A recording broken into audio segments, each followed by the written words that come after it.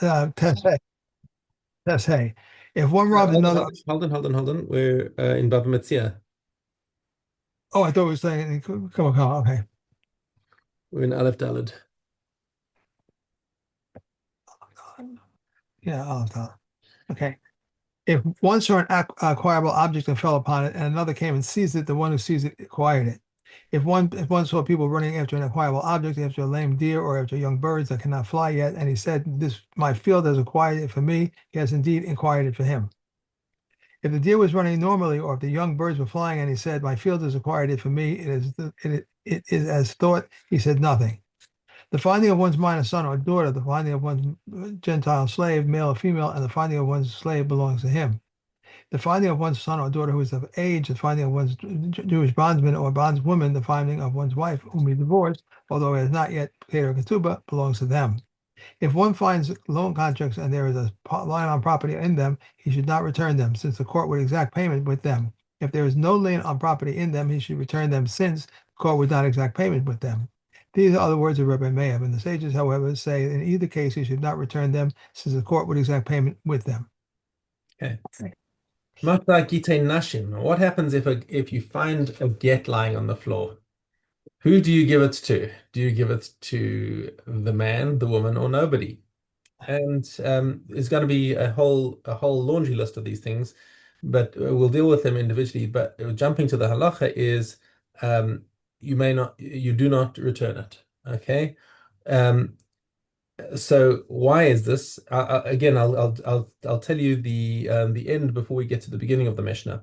She'ani omer kesuvim hayu v'nimlach aleim shelo lahitnam. So just because the guy wrote it doesn't mean that he actually handed it over. Maybe he changed his mind. Okay, so get he wrote the get, decided that he didn't want to divorce his wife after all. Shichrei avadim, a freedom bill for his slave. Maybe he changed his mind. Diatiki. Diatiki is it's a Greek word which means basically a last will and testament. Right? He's on his deathbed and he has all these things written down about what he wants to do, and then well, maybe he got better and maybe he decided changed his mind about what he wanted to have done with his property. Okay. Matana v'shovarim, a gift or even a receipt. It might have been written and not yet handed over, and therefore he does not hand them over. He must just hang on to them and until somebody can come with a proof that this should go to them. Yeah. Right. Mishnah Ches. Matzah igros shum igros mazon. Now, what about if he comes up with an official document of an estimate, an evaluation of property or something like that?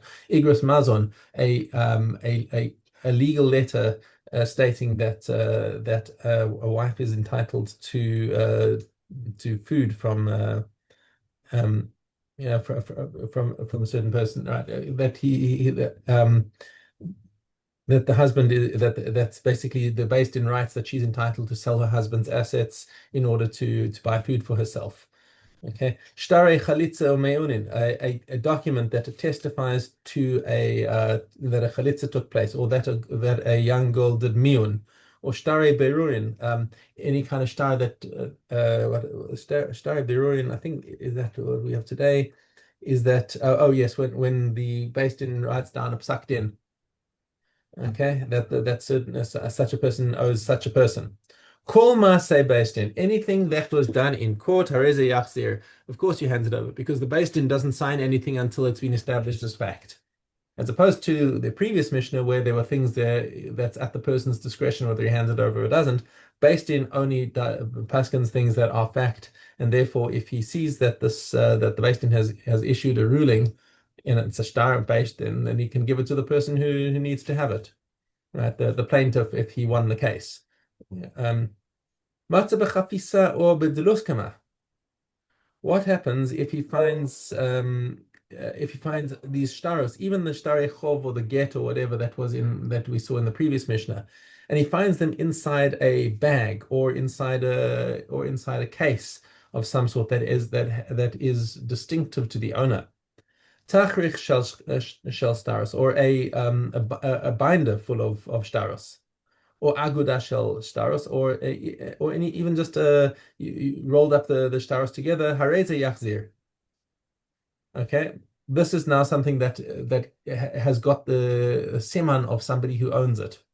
Okay, so if somebody let's say it's a shtar chov, and you don't know who it belongs to, well, whoever's case it's in is the one who's presumed to be the owner. So if you can give simanim of the case, then you know that it's his.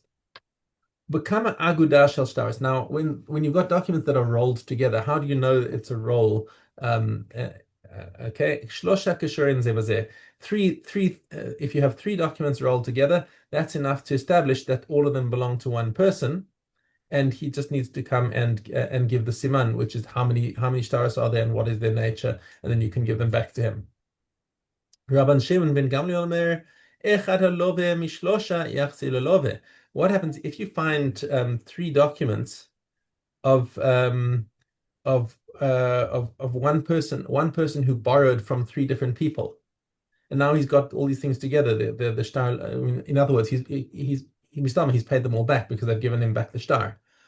So now, if that's the case, if it's all to the same person, it's very unlikely that these three lenders would all have gotten together and said, "Let's keep our stars against this guy in the same place." That doesn't make sense. And what's much more logical is that the borrower himself got all the Right. stars back after he paid them back, and now he's holding on to them instead of destroying them, or he lost them before he destroyed them. So you return to the borrower. Conversely, shlosha halovin me'echad.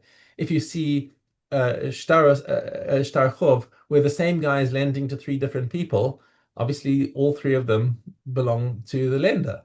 Yachzir lamalveh. Matzah shtar bein shtar osav. Now, what happens if a person finds a shtar among his own documents? Ve'eno yodea mativo, and he doesn't know whether let's say it's a shtar chov that he owns. He's a creditor, and he thinks, well, I think this I'm not sure if this love has paid me back or not. If he's unsure, Yehei monach ad sheyavo Eliyahu, and then you got to keep it until Eliyahu Hanavi comes and tells you benavua what to be done with it. Im yesh imahen simfonos.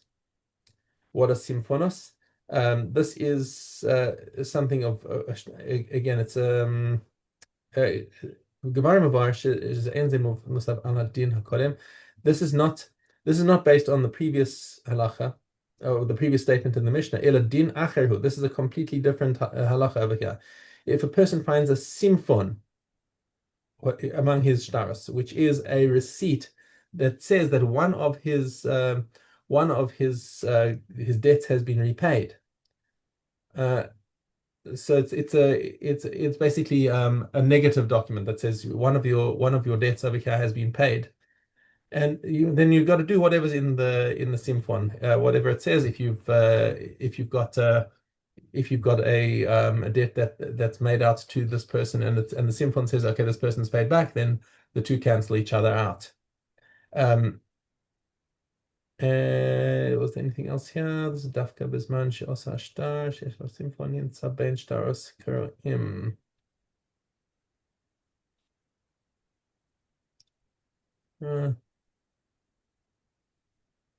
Okay. Right, Perik base. Now we're on to Elu Metzias. This is the favorite Perik to start children in Gemara, teaching them the value of looking after other people's property. Elu Metzias shelo ve'elu chayev lahachriz. So which Metzias is a person allowed to keep, and which ones does he have to announce? Okay. Elu Metzias shelo. So here are the things that he gets to keep. If he finds it in the street, matzah peras mefuzarin. He finds produce scattered on the ground. Okay, so you see, if a person is so inclined, and he finds a bunch of kernels of grain in the street, and he wants to keep them for himself, whatever the circumstances are that lead a person to want to keep those kernels for himself, he is allowed to keep them. Nobody's going to come back for a bunch of kernels scattered on the street, and they can't prove that they're theirs anyway because there's no siman on them. Okay, Maus mefuzarin. Also money. If you find money on the ground scattered, like if you find a 200 shekel note, you're allowed to keep it. Now, a lot of people go way lifnim mishra asadin, and they'll make an announcement and say, "Oh, I found cash in such and such a place. If you can tell me how much it is, then I'll give it to you," which is actually not the halacha. You don't because a person can guess at how much money was found, and it's not really a proof. Even if they could tell you the serial numbers on the star, it would not be approved because money goes from hand to hand. So just because I record the serial numbers, I'm the nudnik who wants to keep the serial numbers of the cash that I have on hand. If I go to the shop and I use it as payment for something, it doesn't belong to me anymore. So money moves from hand to hand. The fact is that the halacha is if you pick up cash, it's yours. Finished. Really? Yeah. Yes, you pick up cash, it's yours.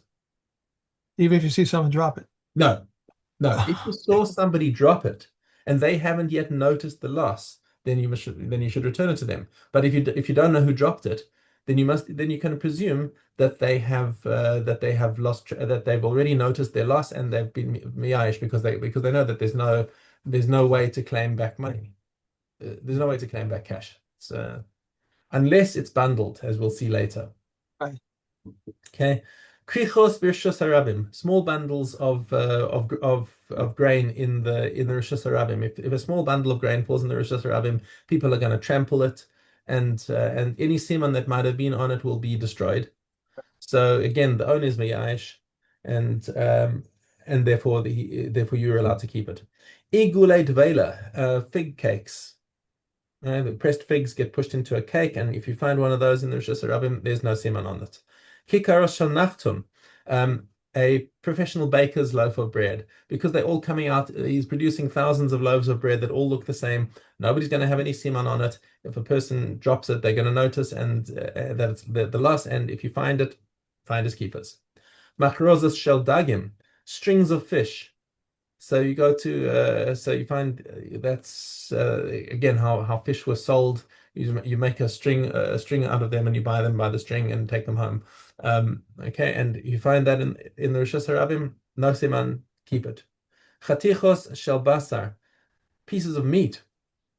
Interesting thing that's going to have a whole tangent of how do you know it's kosher meat, but whatever. But chatichas shel basar, if you find little pieces of meat, you're allowed to keep them. There's no siman. Gizei tzemer habas mi medinasan, flecks of wool that come in the place where they were gathered. In other words, they haven't had a chance um, to bundle them or put any kind of siman on them. You're just seeing raw pieces of wool as they came off the sheep. Anitze pishtan, strands of flax, which have not yet been combed into linen and haven't got any semen on them. The shonas shel algaman, the purple wool, it is brought together in a shape that looks like a lashon, but again, it doesn't yet have a semen on it. Hare ele shelo. So all of these things are finders keepers if there's no siman, and they're also what's also an important point is that they're big enough and or valuable enough that people would notice the loss quickly, because this goes into a debate in the Gemara between Rava and Abaye about can you have yeyosh shilomidas? Can a person give up on something before they've noticed their loss? Rava says yes, and Abaye says no, and this is one of 6 places in the Gemara where you pass on like Abaye over Rava. Okay, where the halacha is that unless the person has actually noticed his loss, if you pick it up, you have become his shomer until you can return it to him. And if he doesn't, you don't know who he is, it's too bad. You're going to have to hang on to it. So all the halachas that we said was Rabbi Meir. Rabbi Yehuda adds something over here. He says, Kol sheyesh bo shinoi chayev lahachriz. Anything that's got a clear distinctiveness about it, you have to announce. What is an example of this? Matzah igul ubesocha cheres. So you found a fig cake, and in it is a little shard of pottery. Why would somebody that's not a common thing. Might have just fallen in, but maybe that's somebody's siman. So if that could be used as a siman, then you've got to announce it. Kikar ubesocha maus. You found a loaf of bread. and somehow inside the loaf of bread, inside a depression in there is a coin. Okay, now that's distinctive. If you find that, so maybe then you'd have to announce it, says Rabbi Yehuda.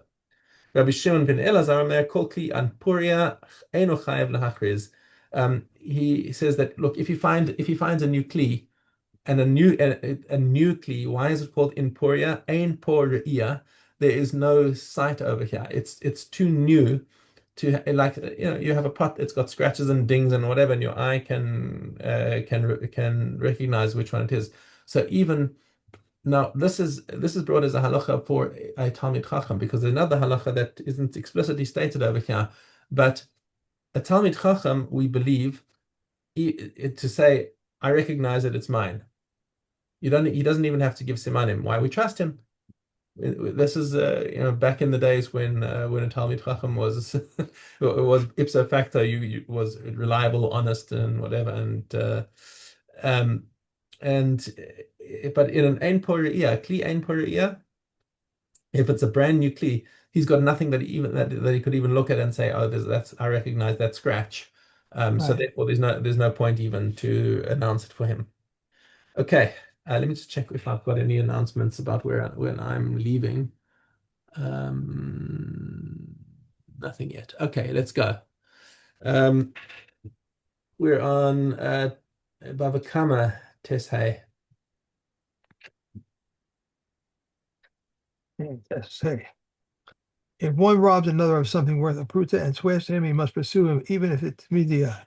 He may give it neither to his son nor to his agent, but he may give it to an agent of the court. If he finds, he must return it to his heirs. If he paid him the principal but did not pay him the fifth, if he forgave him the principal but did not give him the fifth, or if he gave for both, then saved less the worth of a pruta of the principal, he need not pursue him. If he paid him the fifth but did not pay him from the principal, if he forgave him the fifth but did not forgive him the principal, or if he gave him for both save the worth of a pruta of the principal, he must pursue him. If he paid him the principal and swore to him concerning the fifth, then he pays the fifth upon till the principal dwindles to less than the worth of a pruta. The same applies to a deposit. Concerning a deposit or a loan or a robbery, if he oppressed another and found an lost article and lied about it and swore falsely, this one pays the principal, a fifth, and a guilt altering. Where is my deposit? He said to him, it is lost. I adore you, he said, and he said, Amen, and witnesses testify against that he ate it. He pays the principal. If he confessed himself, he pays the principal fifth and a guilt offering. Where Yeah, is my deposit? He said, that was it. that's it. That's it. Okay. Okay. Condition. Oh, bait test. If one betrothed with Orla or with Chaim of a vineyard or an ox which was condemned to be stoned with a calf whose neck is to be broken with the birds of a Metzora and the hair of a Nazarite and the firstborn of a donkey and her with meat and milk or with kulin slaughtered in the courtyard, she is not betrothed. If she sold them and betrothed with them, their payment is betrothed. No, wait. And betrothed with their payment, she is betrothed. If one betrothed with trumas, with pipes, with gifts, with waters of purification, or with the ashes of purification, she is betrothed, and even a non-Kohen. If one says to another, go and betroth so and so to me, and he went and betrothed her to himself, and she is betrothed. Similarly, if one says to a woman, you are betrothed to me after 30 days, and another came and betrothed her within 30 days, she's betrothed to the second one. Daughter of a Kohen betrothed to a non-Kohen may eat truma if he said from now on and after 30 days, and another came and betrothed her within 30 days, she is betrothed and not betrothed. The daughter of a non-Kohen to a Kohen, or the daughter of a Kohen to a non-Kohen may not eat truma. Okay. Okay. Durham. Okay. Above Zion. One who makes a net of prohibiting wine is permitted to cook this which has a taste of wine in it. If he said, Cohen on this wine is respect to my tasting it, and it fell into a cooked dish, if it is enough to give it flavor, it is forbidden. One who makes a net of prohibiting grapes is permitted wine. If he makes a net of prohibiting olives, he is permitted oil. If he said, Cohen on these olives and grapes with respect to my tasting them, it is forbidden them, he is forbidden them, and what comes from them. One who makes a neder concerning dates is permitted date honey. If he makes a neder prohibiting winter grapes, he is permitted vinegar of winter grapes. Rabbi Yehuda ben Asara says whatever the derivative carries the name of its source and it makes a neder prohibiting the source, it is forbidden to the derivative as well, and the sages, however, permit it. One who makes a neder prohibiting wine is permitted apple wine. If he prohibited oil, he is permitted sesame oil. If he honey, is permitted date honey. If vinegar, he permitted vinegar of winter grapes. If leek is permitted, leeks with a head. If vegetables is permitted with wild vegetables because it is an appellative. Okay. One made a net of prohibiting cabbage. It is he forbidden No, no, asparagus. that's it. Okay, Yeah. no, so okay, pesachim. Okay. Base Zion. Flour maybe no, I'm sorry. As a chest, yeah. Right. Flour may not be put into a charosis nor mustard. However, if one did put it in, it must be eaten immediately, but Rebbeah forbids it. We may not cook Pesach offering neither in liquids or in fruit juices, but we may baste and dip them in them. The water used by a baker must be poured out because they become chametz. And these must be removed on Pesach, Babylonian kutak, medium beer, Idumen vinegar, Egyptian zisum, dyer's broth, cook's broth, and scrub's paste. Reb Elliot says also a woman's cosmetics. This is the general rule. Whatever is a species of grain must be removed from Pesach. These are in the category of prohibition, but they are not subject to Quran. Neither. No, no, one more Pesachim. Oh, all Yeah. right. When dough remains in the grooves of a kneading trough, there's as much as an olive's volume in one place, you must remove it. But if not, it is null because of its significance. And likewise, regarding the laws of contamination, if he objects to it, interposes it, but if he persuades it to remain, then it is a trough. Remaining deaf dough, there is enough dough similar to that that had already been leavened, it is forbidden. It is leavened, it is forbidden. Yeah, Nida.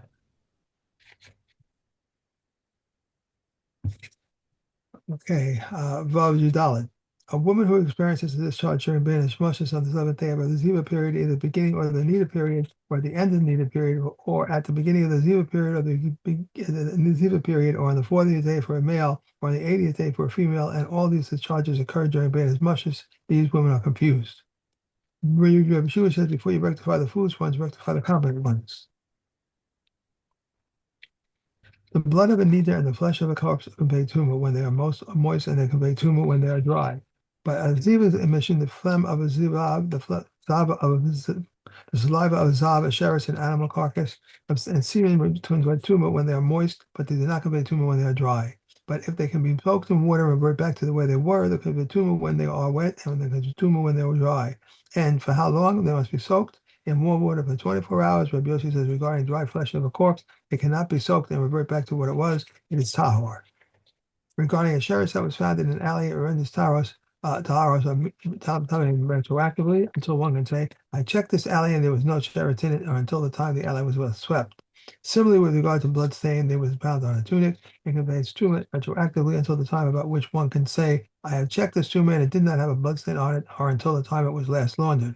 And it conveys tumor whether it was wet or dry. Reb Shimon says one that is dry conveys tumor retroactively, and one that is wet conveys tumor retroactively, only until the time that it can be revert back to being wet. Okay, I need to leave. My ride is here. Okay.